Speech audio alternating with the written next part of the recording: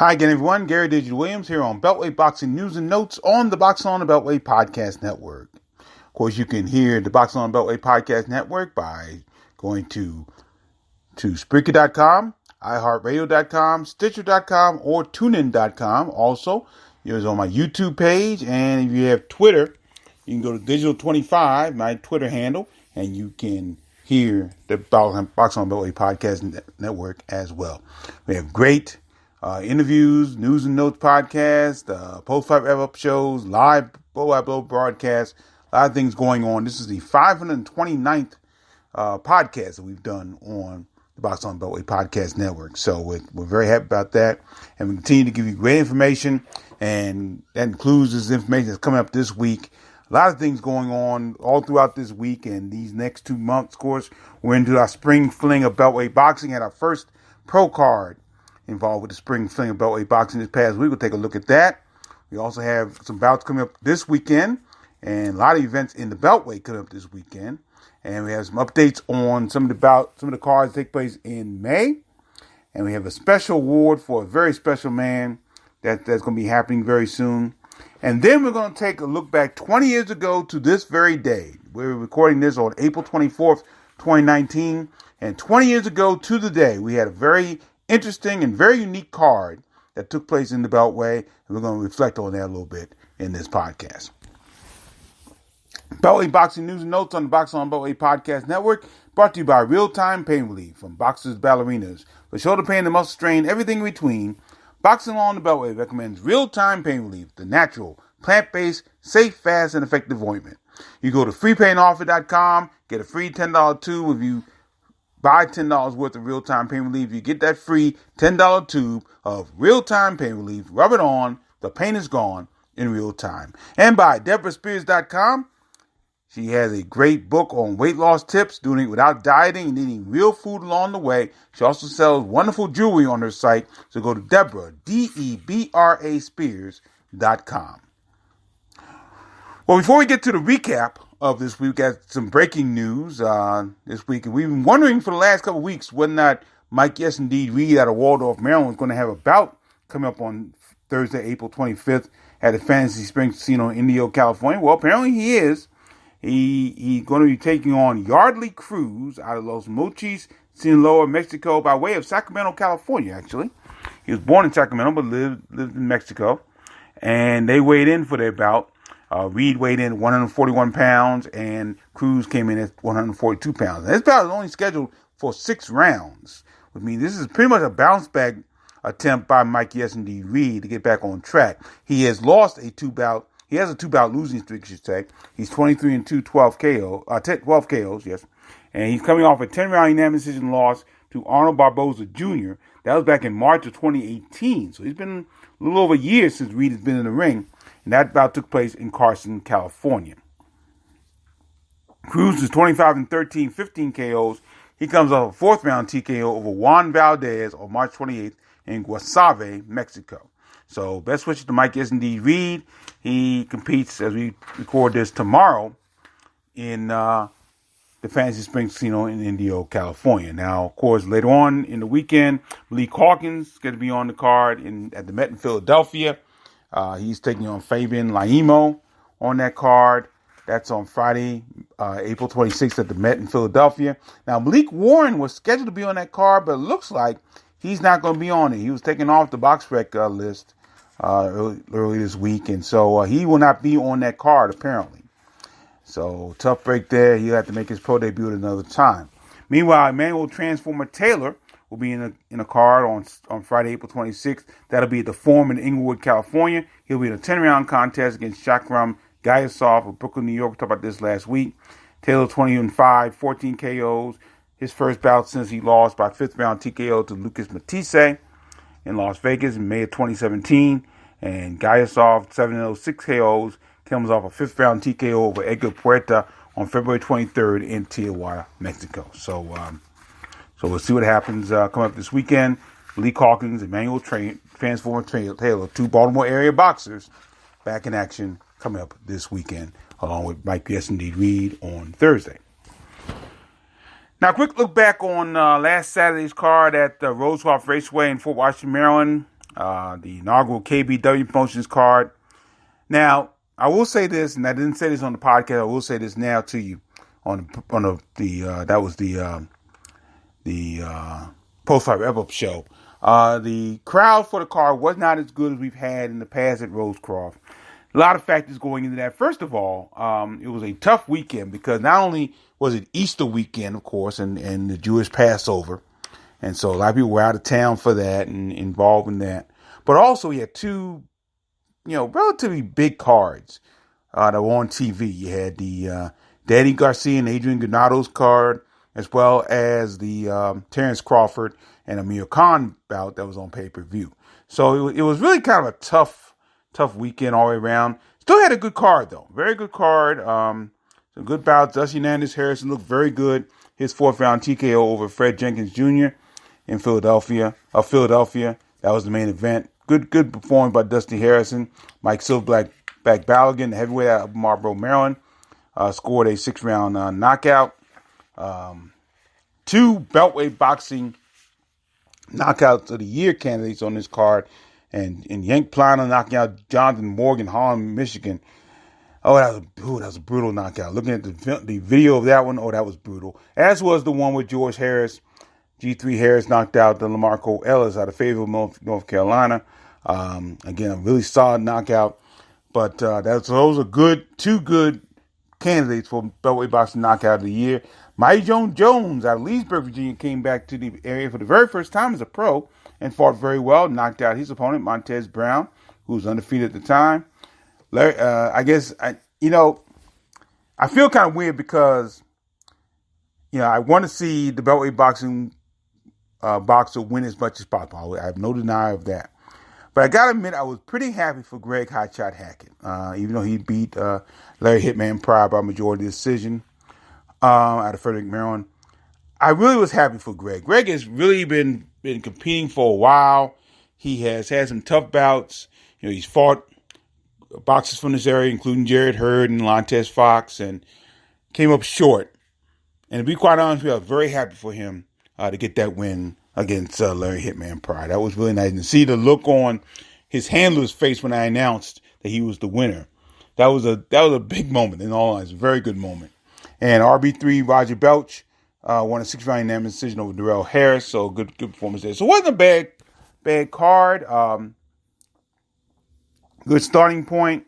I think the ticket prices were a little bit on the expensive side going into this thing, but I think they'll learn from their mistakes and whatever mistakes they made and come back with another good promotion. So I wish them the very best. KBW Promotions, Ken Weckstein, very good people. Appreciated their work and look forward to working with them again very soon. Now, this week at Rosecroft, of course, this has been a big month for Rosecroft, boxing every month. And that ends this coming Saturday with the Regional Golden Gloves. Now, a couple of bouts I want to highlight on this. First, in the open division. Now, in the open division, really some good bouts here. Jalen Jones. I think the marquee bout in the open division has to be the 141-pound division, where Jalen Jones, who actually will take over for Malik Warren. Malik Warren had actually beaten Jones in the Washington championships, but Warren decided to turn pro. So Jalen Jones gets the shot at 141 pounds.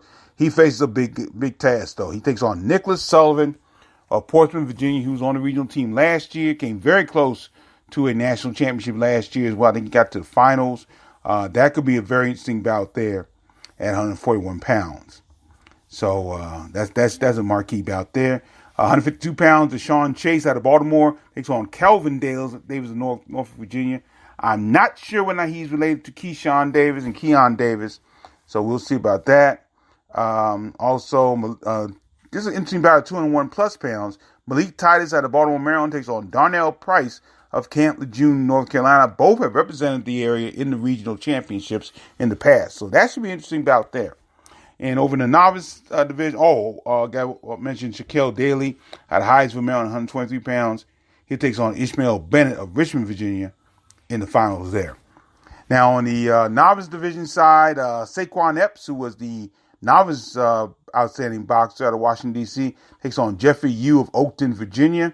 And in the female 141-pound division, Lisa Bodenberg out of Baltimore, She'll take on Abigail Blount of Fayetteville, North Carolina. So those are just some of the bouts that'll be a part of the Regional Golden Gloves, scheduled to be part of Regional Golden Gloves this Saturday, April 27th at Rosecroft Raceway in Fort Washington, Maryland. So we look forward to that as well, although I will not be there. I'll be at the Beltway Belfast Beltway Boxing Classic. That'll be on Saturday at the Warden Hotel in Washington, D.C. I'm not exactly sure who's going to be a part of that yet. I probably won't know until I get there Saturday. So we'll let you know next week who was a part of that event as far as the Beltway boxers are concerned. And also you have the Tyson's Playground show, the TAC Promotions card at Tyson's Playground in Vienna, Virginia. Again, no word on what the matchups are. I got to ask them about that. We'll print that out on the blog, boxonbeltway.blogspot.com, and see what happens there. So that's a tough break there. We still don't know who's going to be a part of that.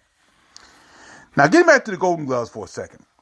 We got word over the weekend that truly, I mean this with all sincerity and all love I have in my body, one of the great people in the Beltway as far as boxing, and one of the nicest people you ever want to meet in your life, gets honored when National Golden Gloves take place May 5th in Chattanooga, Tennessee. Now, around the Beltway, a lot of our old-timers refer to him as the Don King of Southern Maryland. He promoted some amateur cards as well as some pro cards over the years, and he was a really busy promoter and has been a part of the boxing scene in this area for more than 50 years. We're talking about Bobby Magruder. Bobby Magruder has been a long-time tournament director of the Washington Golden Gloves and the Regional Golden Gloves. And coming up May 5th at the National Golden Gloves in Chattanooga, Tennessee, he will be the lone inductee, the sole inductee into the National Golden Gloves Hall of Fame. Now, this goes along with his other accolades. He's a member of the DC Boxing Hall of Fame as well as the Maryland Boxing Hall of Fame. But he's been a part of this scene for more than 50 years. And, you know, he started off as a boxer. In fact, he once competed 3 times, actually, against Sugar Ray Leonard in the amateurs. And 2 of those bouts came to split decision. Now, Leonard won all 3 of them, but 2 of them were split decisions, so they were tough.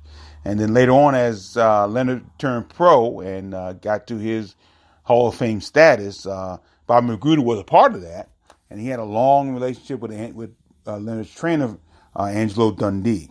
So he is a marvelous person, and since 2007, he has been the delegate and the president of the Washington Golden Gloves D.C. region. And during that time, we've had 10 National Golden Gloves champions, including 2012, which was the big year, where we had 3 National Golden Gloves champions in Devontae Davis, Demetrius Ballard, and Jerry Odom. And we won, DC Region 1, the first place in the team trophy. That was the first time that's ever happened for DC. So it's a wonderful situation. He's a wonderful person. I really love this guy dearly. He has been so good to me over the years, and letting myself and Juan Marshall cover them on a regular basis, cover the Golden Gloves, and do our broadcasts when he can, and he's just been a great person. The whole staff of that Washington Golden Gloves does a first-rate job each and every year. So if anyone is more deserving of a Hall of Fame recognition in any sport and any time, I don't know who it is, but Bobby Magruder definitely deserves this honor. He's going to be inducted into the National Golden Gloves Hall of Fame. Congratulations, Bobby. We appreciate that. We appreciate you as well. Now, coming up on the next couple of weeks, a couple of months, I should say, we have a couple of updates on a couple of cards in May. The Saturday, May 11th card at the Eagle Bank Arena in Fairfax, Virginia. That card is pretty much complete, believe it or not. They have really completed this card, and 3 local boxers are 3 more local boxers have gotten opponents for their card coming up, for their bouts on this card. Devon, the best at Nicholson, Laurel, Maryland, super middleweight. He'll be in a 10-round contest against Ernest Amuzu of Pritchard, Alabama, by way of Ghana. Nicholson is 21-3-1, 20 KOs. He's the reigning WBC, US NBC, as well as the Maryland State super middleweight champion. Neither title is going to be on the line in this contest. And Nicholson won the Maryland State title in that last outing he had. That was our last broadcast other than the Golden Gloves, Washington Golden Gloves, when he scored a first-round knockout TKO over Jesse Nicklo on March 8th at Live Casino in Hanover, Maryland. Now, Muzu is 25-4, 22 KOs, making only his second appearance in the United States. He mostly competed in his native Ghana. Muzu's first bout in the United States was his last contest. He lost by third-round TKO to Brandon Robinson on September 14th in Philadelphia, Pennsylvania. So Nicholson back in action once again. No title on the line, but we'll see if he can continue his great outings he's had as of late. He's had some outstanding bouts as of late. So we'll see what happens there. Also, undefeated Bowie, Maryland super lightweight Greg Sharpshooter Outlaw. He'll compete in his first 8-round contest. He'll take on Martin El Guapo Nicolas Matamala of Cipolletti, Argentina. Outlaw is 7-0, 2 KOs. Comes off a first-round no contest against Tyrone Crawley. That was also on that March 8th card at Live Casino in Hanover, Maryland. Actually, Crawley fell down and Outlaw fell on top of him. And Crawley had issues with his leg, and that's why he couldn't compete and continue to compete in that card. So we'll see what happens there. Meanwhile, Matamala is 11-7, 3 KOs. He comes to the United States for the very first time. He'll try to break a 2-bout losing streak that includes a 6-round unanimous decision loss to Carlos Armando Santana on November 2nd in Sarmiento, Argentina. And Lorenzo Truck Simpson out of Baltimore, the super middleweight. He'll be in a 4-round encounter against Laurent T. Nelson of Arvada, Colorado. Simpson's 3-0, 2 KOs. Last fought on March 24th at the MGM National Harbor Casino in Oxon Hill, Maryland, on the Lamont Peterson Sergey Lipinets card. He won a 4-round unanimous decision over Jaime Mesa on March 24th. Nelson's 5-2, 4 KOs. He comes out back-to-back first-round TKOs, but both against debuting boxers in his last 2 bouts. Nelson stopped Joe Miles in the first round on March 23rd in Golden, Colorado. So those are the bouts. So that card is completely full now for March 11th. There's some out-of-town boxers that are competing on this card. We're going to talk about that maybe the next couple of weeks or so. But that card is completely full, including, of course, the main event. Swift Jared Hurd taking on Julian J. Rock Williams for Hurd's IBF, WBA, and IBO Super Welterweight titles. So best wishes to everybody on that card. Then on the Tricky Entertainment card that takes place on Saturday, May 18th, that'll be Largo, Maryland super middleweight Dominic Lights Out Wade. He has an opponent for that card at the Entertainment Sports Arena in Washington, D.C., and it's a familiar opponent to him. His name is Nick the Machine Gun Brinson. He's out of Geneva, New York. About scheduled for 10 rounds, and it'll be for the WBC and IBO regional super middleweight titles. Now, the bout is going to be a rematch of a bout that took place on June of 2014 in Las Vegas that Wade won by unanimous decision. Wade has become very busy in his last few bouts. He's 20-1, 14 KOs, coming off a 5th-round TKO over Josue Abando on February 23rd in Charlotte, North Carolina. Brinson, 19-4-2, 9 KOs. He hasn't fought since June of 2017 when he scored a 6-round TKO over Jaime Barboza in Verona, New York at Turning Stone Casino. So that's the only update we have for the May 18th card that takes place at the Entertainment Sports Arena in Washington, D.C. So that's coming up there. Now, in case you missed it last week, I think we mentioned last week. I know I mentioned during the post-fight wrap-up show, but Mr. Gary Russell Jr., making a 4th defense of his WBC featherweight title, takes on former world champion Kiko La Sensacion Martinez of Alicante, Comunidad Valenciana, Spain. That'll be on May 18th at the Barclays Center in Brooklyn, New York.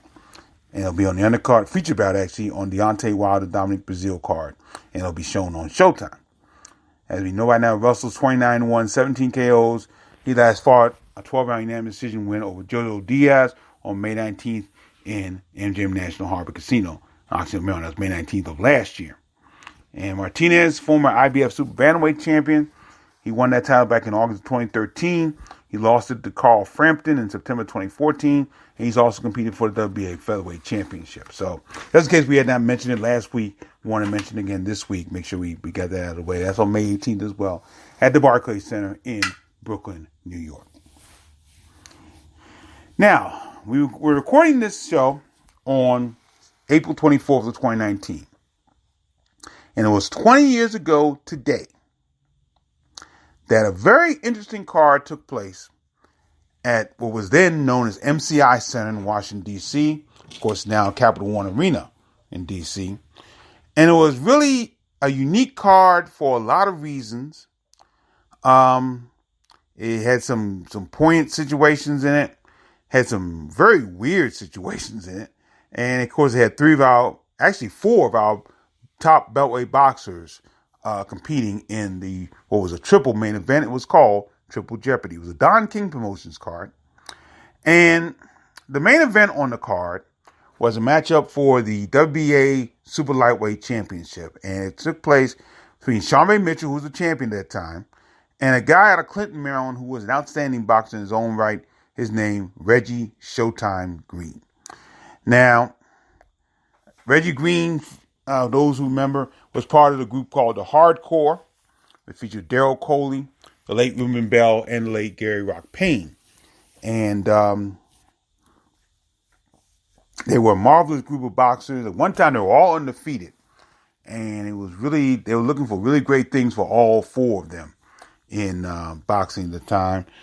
Some stumbles along the way. None of them ever got to the world championship level. I know Coley had a title shot a little bit after his prime. Reggie Green did get a couple title shots, not only with Sharmba, but also with Zab Judah as well.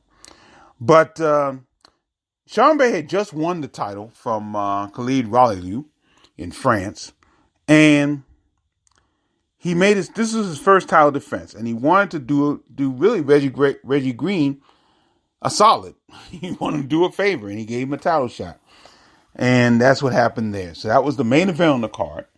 The co-features were Keith Holmes, who was at that time the former WBC middleweight champion, was going to try to get his title back against the newly crowned WBC middleweight champion, Hassan Sharifi of France, going into that bout.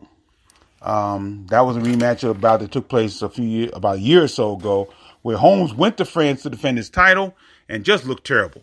He got there too late, and he didn't get adjusted to the time change and the atmosphere change, and it really robbed him of any energy, and he lost unanimous decision. So Holmes trying to get that title back. And also, Mark Two Shop Johnson was on this card. He took on a guy that we now know as Chaya Pothang, but back then he was known as Vatanachai Sorvorpin, and he was going after the vacant. They were both going after the vacant IBF Super Flyweight title. Now, the title was vacant when Johnny Tapia moved up the bantamweight on this card, before this card. And, of course, we talked about one of the reasons why Mark Johnson's in the International Boxing Hall of Fame, not only for his talent in the ring, but the fact that a lot of people avoided him going outside the ring. They avoided him. Danny Romero avoided him. Johnny Tapia avoided him. So it was really tough to get that. So those are the main bouts on the card. Now, some of the people on the card, we were blessed with the appearance of the coal miner's daughter, Christy Martin, and she was on this card against a boxer who only had one pro bout going into the bout. Her name was Jovette Jackson.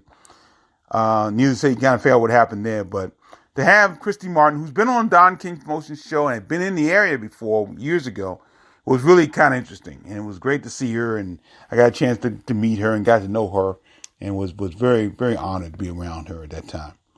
Also on the card, a couple Beltway boxers. Antonio Starchild Reese was on the card against Ross the Boss Thompson out of Rochester, New York. Jerry Ballard, heavyweight out of D.C., took on veteran Garing Lane. And Sammy Retta, who's known as the Lion of Judah, was fighting out of D.C. at the time.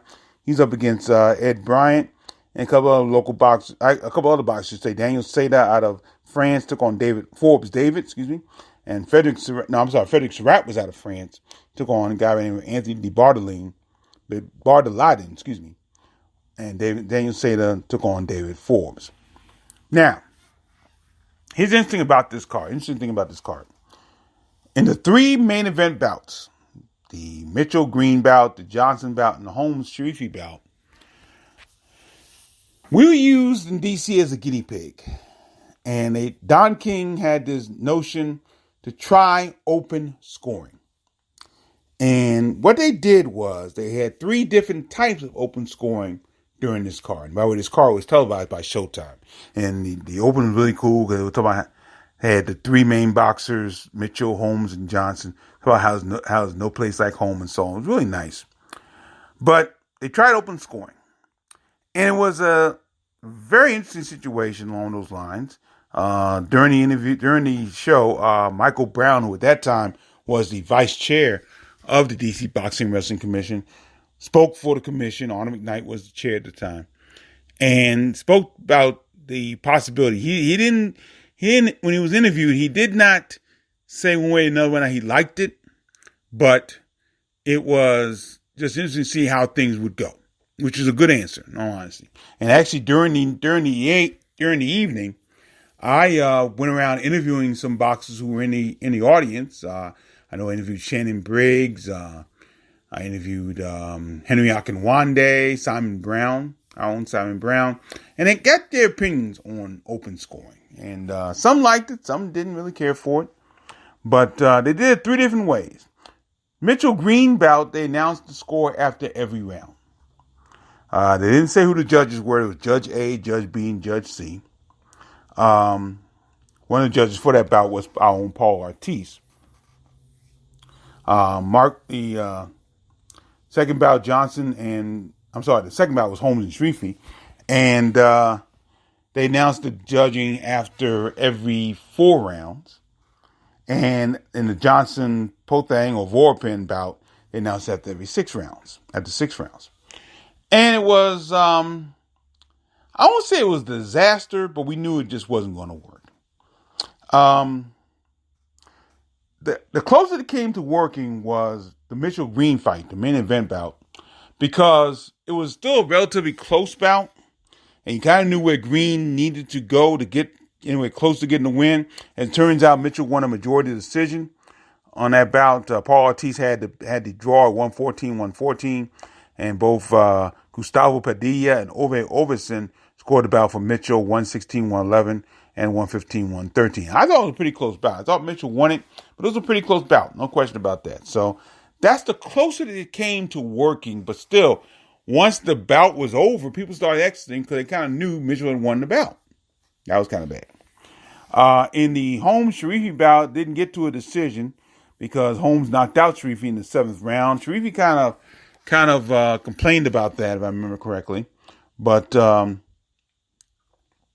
Holmes pretty much dominated that second bout and went on to the victory there. The referee was the late, great Frank Cappuccino, which was great to see there. And Marshall Cunningham did the Mark Johnson Pothang bout. And Mark had won a 12-round unanimous decision to win his second pro title, the IBF Super Flyweight title. And he told me after, and I got to tell this story real quick. I think I've told it before, but when I went to interview Mark after that bout, he was the first of the 3 boxers to compete. Although I think they showed the bout last on TV, but he was the first actual competitor that night, as far as the main event bout is concerned. I went to the dressing room, and a lot of cameras were there, and some reporters were there. And both Mark and Ham looked at me and said, "Gary, you get the first interview." Again, he was so loyal to me, has been so loyal to me, still is loyal to me over the years, and it's just great to see. But he gave me the first interview that night. But Mark told me during that interview that he knew in the last stages of the bout that he was well ahead, and he coasted the rest of the way. And that kind of robbed the fans of the talent that Mark had. And he had great talent, of course, Hall of Famer, but kind of robbed people of the type of bout that Mark could have put on that night. So those are the 3 bouts, and again, just showed the open scoring just did not work. Now, one other note about this card. First of all, let me give you some of the results. Ross Thompson defeated Antonio Reese by a 5th round TKO. Sammy Retta won a 4th round TKO over Ed Bryant. Daniel Salem knocked out David Forbes in the 3rd round. Frederick Surratt won by a 1st round knockout over Anthony DeBartoladi. Christy Martin won by a 1st round knockout over Jovette Jackson. And Jerry Ballard won by a 2nd round knockout of Gary Lane. Now, I missed the first bouts. I think the first bouts were the Seda bout and the Surratt bout. I'd missed those bouts. I'd gotten there a little late, but I got there just in time to see Ballard knock out Gehring Lane. And actually, Gehring Lane got sent to the hospital after his bout. He was okay, but he ended up getting sent to the hospital as a recovery as a precaution. And I was just about to interview Jerry Ballard about the bout, and we were getting ready to get set, and I was about to interview him, and then Don King called the press conference afterwards to order, and I couldn't interview Jerry Ballard. And I ended up regretting that because 4 months later, Jerry Ballard was actually stabbed and killed in an incident in D.C., and he died after that. So Gehring Lane was Ballard's last bout as a professional, and that was a shame. That was such a shame there. So we had Jerry Ballard that died right after that. So it was really tough. I never got a chance to do that last interview. So, but all in all, it was a pretty good card. I thought it was a good card, actually. And actually, William Jeopar was scheduled to be on this card, but he was still recovering from the automobile accident that he was in a while back. He actually 1 month to the day, on May 24th, they had a card at MCI Center and now Capital One Arena, and William Jeopar was on that card. He recovered and gotten his middleweight title back, as a matter of fact. Actually defended the middleweight title on that card. So, again, it was and that was also, I think it was the same card where Keith Holmes fought Andrew Council the second time. I believe it was the same card. I'm not exactly sure. But that was Triple Jeopardy, and it took place 20 years ago. It was a really interesting card. Again, I was kind of proud to be there. And as a Beltway boxing announcer and writer, I was kind of happy to be used as a guinea pig in this situation because it was a very unique situation, and DC, I thought, benefited from it. I really did. It was a beneficial situation, so it was good. So that's 20 years ago today, as we record this, Triple Jeopardy that took place April 24th, 1999. Well, that'll do it for another edition of Beltway Boxing News and Notes on the Boxing on Beltway Podcast Network. Don't forget, you can go to Spreaker.com, iHeartRadio.com, Stitcher.com, and TuneIn.com. Listen to some of our great content we've had over the years and enjoy our podcast along those lines. Also, you can follow me on Twitter, Digital25. Don't forget to go on boxonbeltway.blogspot.com. Go to the Best Buy and Amazon links. Purchase your items from there. And, of course, the Beltway Boxing News and Notes podcast on the Box on Beltway Podcast Network, brought to you by Real-Time Pain Relief. Go to freepainoffer.com, buy $10 worth of Real-Time Pain Relief to get a free $10 tube of Real-Time Pain Relief. Rub it on. The pain is gone in real time. And by DeborahSpears.com, great weight loss tips and great jewelry at Deborah, Debra Spears.com. Thanks for joining me, everybody. I'm Gary Digital Williams, reminding you as always, keep supporting the best boxing in the world, the boxing along the Beltway. Thanks for listening. Hope to see you at some of the bouts in the next couple weeks. Take care.